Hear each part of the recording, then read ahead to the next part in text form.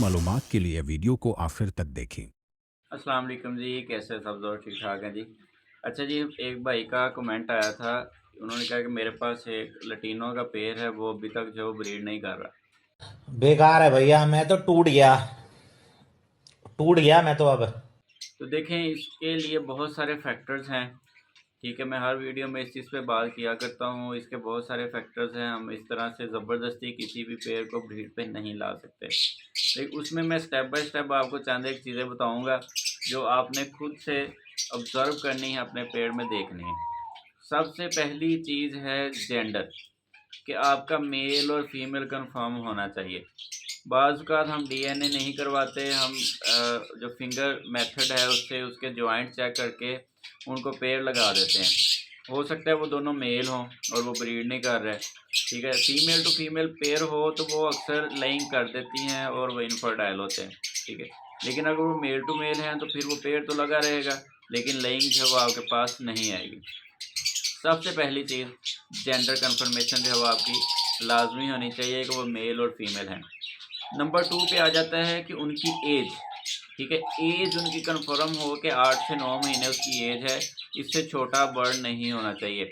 अगर तो आपने रिसेंटली उसको बाय किया है किसी भी दुकान से या किसी के घर से, और वो हो सकता है कि वो 3 से 4 या 5 महीने का पेयर हो और उसने आपको रेडी टू ब्रीड करके दे दिया है, तो आप उसको 2-3 महीने भी अगर इंतज़ार करेंगे तो उसकी ब्रीड नहीं आएगी। उसकी ब्रीड तब आएगी जब उसकी एज 8 से 9 महीने एट लीस्ट कम से कम हो जाएगी। ठीक है, तो दूसरे नंबर पे आपने उसकी एज कन्फर्मेशन जो है वो लाज़मी करनी है। तीसरे नंबर पे जो सबसे ज़्यादा और इम्पोर्टेंट पॉइंट है न्यू फेंसियर का, कि उन्होंने अक्सर एक ही पेयर रखा होता है या 2-3 पेयर रखे होते हैं, और वो रखे किसी ऐसी लोकेशन पे होते हैं जहाँ पे वो बर्ड सिक्योर फील नहीं करता। लव बर्ड और ऑस्ट्रेलियन पैरट्स जो पहले घरों में लोग आमतौर पे रखा करते थे, ठीक है, उनके अंदर ये डिफरेंस है कि ऑस्ट्रेलियन पैरट किसी भी प्लेस पे आप रखेंगे तो वो चल जाता है, उसको इतना डर नहीं होता। लेकिन जो लव बर्ड है, इसके अंदर जो डर है, इसका एलिमेंट ज़्यादा है। इसको सिक्योर और प्राइवेसी चाहिए। ठीक है, तो ऐसी जगह पे उसको रखें जहाँ पे आपके घर वालों का, बच्चों का आना-जाना कम से कम हो, ताकि पेड़ जो है वहाँ पे सिक्योर फ़ील करे। ठीक है, उसको प्राइवेसी मिले, देन वो ब्रीड की तरफ जाएगा। ठीक है, तो बाज़ का ये भी होता है कि एक छोटे केज में पेड़ को रखा होता है, दिन के टाइम केज को निकाल के बाहर धूप में रख देते हैं, रात के टाइम उसको अंदर रख देते हैं। तो इस तरह बार-बार जगह चेंज करने से भी आपका पेड़ बिल्कुल ब्रीड नहीं करेगा।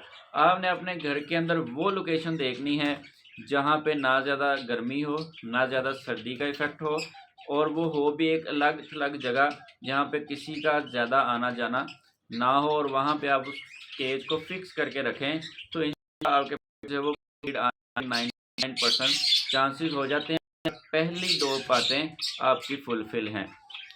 3 बातें हो गई, चौथा इसमें पॉइंट है डाइट। अगर बर्ड हेल्दी है, उसकी डाइट हेल्दी है, तो वो डेफ़िनेटली ब्रीड करेगा। ठीक है, हेल्दी डाइट में सीड मिक्स आ जाता है, अच्छा सीड मिक्स हो जिसके अंदर हर तरह का दाना मौजूद हो। सॉफ्ट फूड उसको अच्छा, एग दें उसको बॉयल करके, उसको अच्छे से आप कैल्शियम ब्लॉक उसको लगाएँ, उसको सब्ज़ा दें। कभी पालक डालें, कभी मेथी, कभी लहसुन दें। ठीक है, तो इससे उनकी एक्टिविटी बेहतर होती है। उसको फीडिंग मटीरियल दें, तो अपने बॉक्स के अंदर आप नहीं है, तो बर्ड भी नहीं है उसके अंदर, तो उससे जो है वो की तरफ जल्दी आ जाएगा। लेकिन जेंडर और एज है वो कंफर्म होना बहुत ज़रूरी है। तो ये मेरे जिस भाई का कमेंट था, उनको मैं ये कहूँगा, ये 4-5 पॉइंट जो हैं इनके ऊपर गौर करें, तो इंशाल्लाह उनके पास बहुत जल्द ब्रीड आ जाएगी। दुआ में याद रखिएगा जी। अल्लाह हाफ़िज़। Thank you for watching. Allah Hafiz.